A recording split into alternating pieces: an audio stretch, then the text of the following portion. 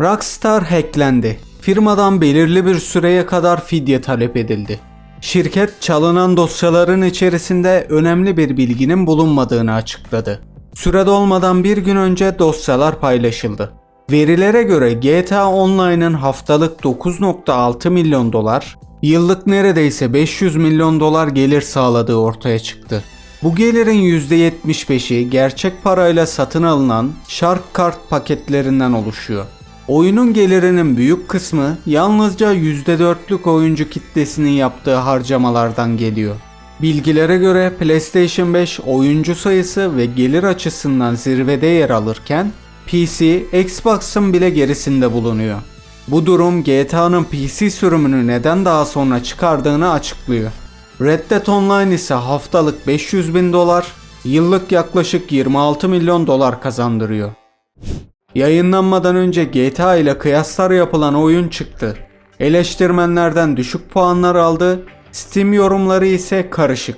Başından beri bu kıyaslamaları yapmak çok anlamsızdı çünkü bu oyun düşük bütçeli bir oyun. Ana karakterimizin mafyaya 100 bin dolar borcunun her gün belirli miktarını ödemesi gerekiyor. Araç sürüş ve dövüşlerden oluşan basit, birbirinin aynısı görevler yapıyorsunuz ve mekanikler de pek iyi değil. Dil desteği var ama çeviride yapay zeka kullanıldığı için hatalı ve Türkçe karakterler kullanılmamış. Oyun bölgesel fiyatlandırmayla ülkemizde 15 dolara satılıyor. Oyun yasası meclis komisyonundan geçti. Taslak aşamasında tartışmalara yol açan bazı maddeler revize edildi. Bu süreçte yetkililerle görüşme halinde olan Türkiye Oyun Geliştiricileri Derneği'nin 11 talebinden 9'u kabul edildi.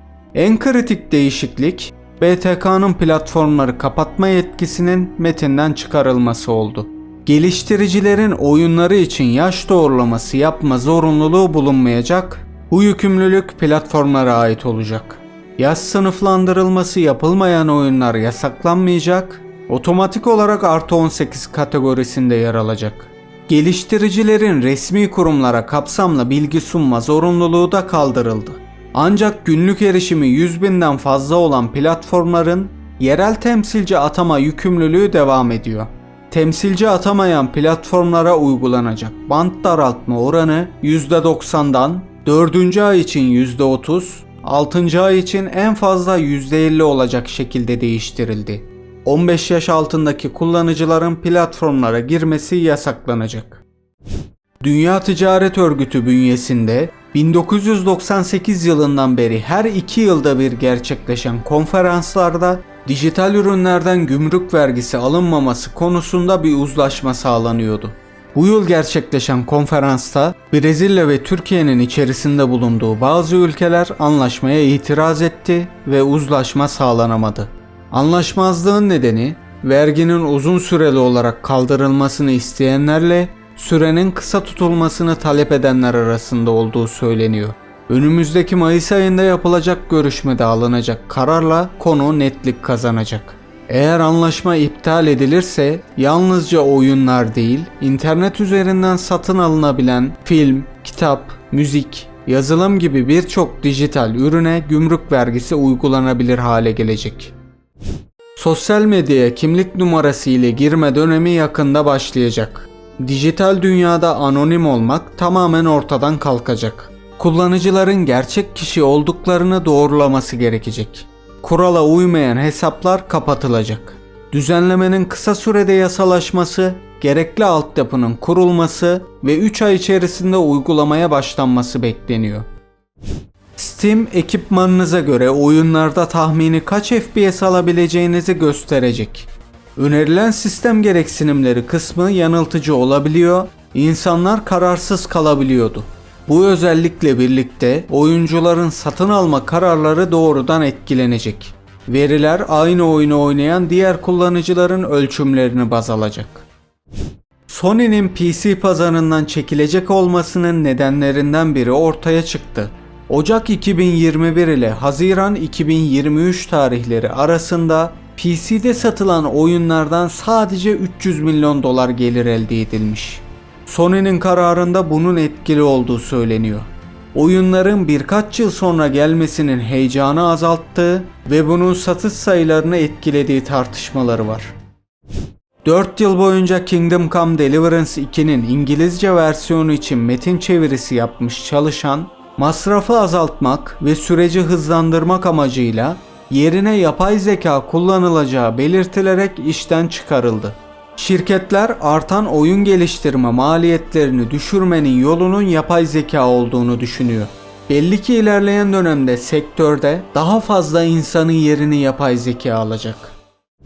Kingdom Come'ın geliştirici firması Warhorse, 3. şahıs açık dünya rol yapma Yüzüklerin Efendisi oyunu yapıyor.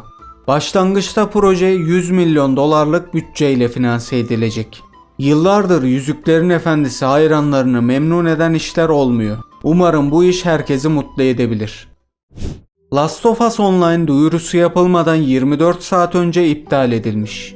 Oyunun %80'inin tamamlanmış olduğu, testlerden iyi geri dönüşler aldıkları ama fragman yayınlanmadan 24 saat önce gelen bir mail ile işin iptal olduğu açıklandı. Naughty Dog'un Neil Druckmann'ın başında olduğu tek oyunculu oyun ya da bu proje arasında bir seçim yapması gerekmiş ve seçimini Intergalactic'ten yana kullanmış. Intergalactic'in yanı sıra yaklaşık 3 yıldır Uncharted 5'in geliştirildiği ve bu oyunların piyasaya sürülmesinin ardından da halihazırda geliştirildiği düşünülen Last of Us Part 3'ün gelmesi bekleniyor. Çok sevilen simülasyon oyunlarından Euro Truck Simulator 2'ye Türkiye DLC'si geliyor. Beklentilere göre Anadolu şehirlerinin bir kısmı olacak, tırların dışında otobüslerle de yolculuk yapılabilecek. DLC'nin 2028'de çıkması bekleniyor. Roblox ve Discord'un yeniden açılması konusunda olumlu adımlar atıldığı açıklandı. Platformlardan şüpheli içeriklerin temizlenmesi ya da yerel kullanıcılar için filtrelenmesinin dışında BTK'nın belirlediği düzenlemelere uyması isteniyor. Uygulamaların yeniden hizmet verebilmeleri için şartları kabul etmeleri gerek.